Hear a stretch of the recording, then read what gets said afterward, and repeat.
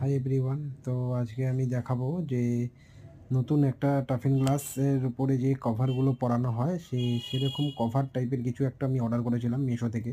তো ফাইনালি আমার বাড়িতে আজকে এসে দিয়ে গেল।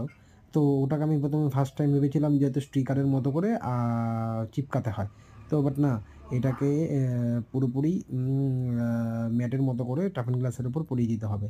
তো পরিয়ে দেওয়ার পর এখানে অন্যান্য অনেক রকমের ভ্যারাইটিস প্রিন্টেড গ্রাফিক ডিজাইনের দেখতে পাবে।